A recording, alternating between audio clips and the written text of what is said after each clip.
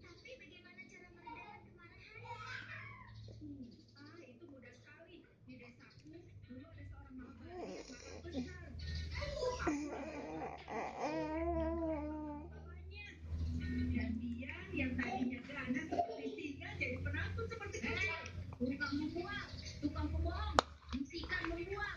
Kami sedang pikirkan soal yang serius sekarang. Memang dia membuang, tapi idenya bagus juga.